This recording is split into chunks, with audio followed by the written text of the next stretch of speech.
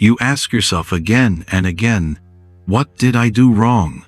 Why have your children become so distant, even cold? You gave up your youth for a better future.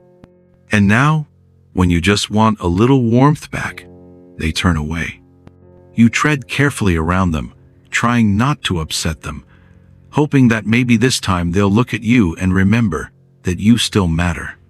It stings most in the quiet. A birthday forgotten, a memory dismissed, a house too silent. And you begin to wonder, did the sleepless nights, the meals cooked, the sacrifices made, mean anything to them at all? You feel like wisdom has an expiry date, and yours passed with the first gray hair. But here's what I learned. Chasing their attention only empties you. This isn't about guilt. It's about reclaiming something deeper. Your dignity, your voice, your elderly wisdom. Hi, it's Vernon again, and in this video, I'll show you what you should do when your children don't respect you. Not trying to figure out the reason. Just ignore them and do these 3 things instead. Then they must look back and will eventually realize where they were wrong. Because the most powerful thing you can do is stop waiting and start living like your presence still matters. Because it does. Before we start, take a moment to like this video, subscribe to the channel, and share it with someone who may need to hear these words. And stay with me, because what I'm about to share with you, especially the 3rd lesson, could completely shift the way your children see you and how you see yourself. Now, let's begin with the very first thing every parent should do once they realize their children no longer show them respect. Thing 1. Reclaim your emotional territory. When your children don't respect you, or worse, belittle you, it's tempting to shrink, to explain yourself, to walk on eggshells just to stay close. But every time you apologize for simply existing, you give away a piece of your inner ground. That's what I learned when my daughter came to visit after a long time. I hadn't seen her in a while. I was so excited, made her favorite meal, cleaned every corner of the house. But instead of warmth, I was met with irritation. She pointed out how I did things wrong, told me I should try to be more with the times. It wasn't just what she said, it was the look, like I'd become a burden, not a person. At first, I tried to adjust, tried to say less, agree more, thought maybe I was the one who needed to change. But with each silent compromise, I felt myself disappearing. Not from her life, from my own. That's when the damage begins, not from her words, but from his silence. I do believe that our identity isn't just about who we are when we're alone. It's about who we dare to be in the presence of others, especially those we love. As the French philosopher Michel de Montaigne once said, "A child is not a vase to be filled, but a fire to be lit. But what happens when that fire grows cold toward you?" That's when we must remember, our job is not to beg for warmth, but to protect our flame from going out. Then, I chose a different path. I stopped adjusting myself to her moods. I picked up my old hobbies again, started tending the small herb garden in the backyard, rejoined the local book club, and spent more time with friends who made me feel seen. I didn't cut her off. I just stopped making her approval the center of my self-worth. And she noticed. Gradually, the tone changed. She began to reflect on her own behavior. One morning, out of the blue, she sent me a long message, not just checking in, but apologizing. She said she finally saw what I had been trying to hold on to, what I had lost, and what I still carried. It was honest, respectful, full of love. I cried while reading it. That moment, I realized, stepping back and reclaiming my emotional territory wasn't weakness. It was exactly what gave her space to see me again. So if you're watching this today and feel that sting of being disregarded, start here. Pull back your emotional boundaries. Choose dignity over desperation. You don't need to prove your worth to your children. You've already lived it. I'm sure many parents watching this have lived through a version of my story. Maybe not identical, but familiar enough to sting. If that's you, share in the comments how you handled it in your own way. I will read every single one. Your wisdom might just open a new perspective.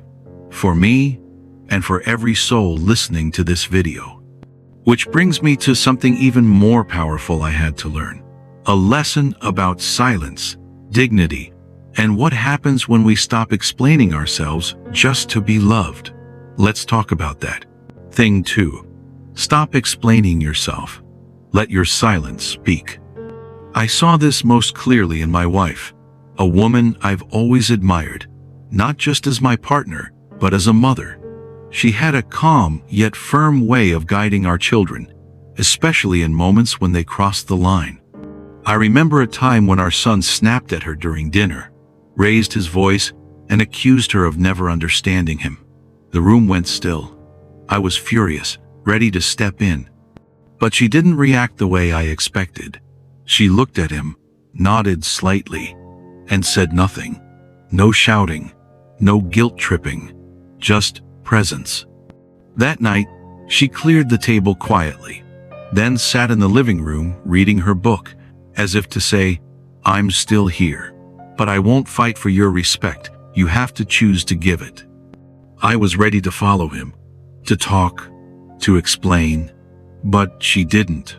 She sat back down and continued sipping her tea. No anger, no lecture, just presence.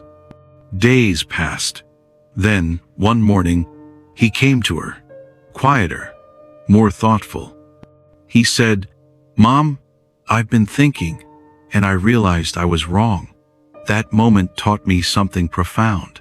Silence, when rooted in clarity and love, speaks louder than any argument.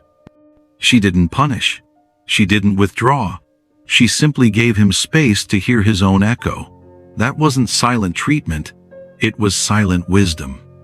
There was a time when every conversation with my children felt like a courtroom. I'd try to explain my choices, justify my words, even apologize for the way I lived. And the more I explained, the more they turned me out, as if my words were background noise to their own assumptions. It reminded me of something Carl Jung once wrote: "You are what you do, not what you say you'll do." And I realized, if they can't see the worth in how I live, no amount of talking will convince them. When every conversation with my children felt like a courtroom, I'd try to explain my choices, justify my words, even apologize for the way I lived. And the more I explained, the more they turned me out, as if my words were background noise to their own assumptions. When you stop explaining, you shift the dynamic. You stop being a case to be judged and become a presence to be noticed. So if you've been over-explaining, defending, repeating yourself just to feel seen, try this instead. Say less. Show more. Be rooted. If you've ever tried too hard to explain yourself to your children and felt unseen, just remember this. Sometimes silence speaks louder. Hold your ground quietly. And if this message speaks to you, share it with someone who needs the reminder too. Now talk about the final wisdom. As I promised you at the beginning of this video, if you've made it this far and truly take this next thing to heart, I believe your children will begin to see you in a new light. Thing 3. Redefine the role you play in their lives. As the Swiss psychologist Carl Jung once said, nothing has a stronger influence psychologically on their environment, and especially on their children, than the unlived life of the parent. And as parents grow older, perhaps the most important shift is to stop trying to parent the adult and start living the life that still burns quietly inside us. There's a moment in every parent's life, especially as we age, when we must ask, what role am I still trying to play? I used to think I was supposed to stay needed, to keep fixing, advising, guiding. But here's the truth no one told me. Sometimes your children don't need a parent anymore. They need a mirror. A quiet example. We see this lesson embodied in the life of former U.S. President Barack Obama. During his presidency, he was often seen as a symbol of strength and leadership. But behind the scenes, he once shared how, as his daughters grew older, he stopped trying to lecture them or offer answers before they asked.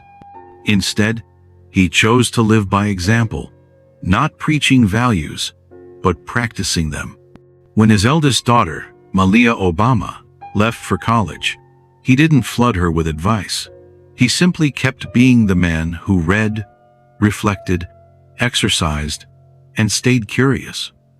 And it was through witnessing his quiet consistency that both Malia and Sasha later spoke about how deeply they respected him, not for what he told them, but for who he continued to be.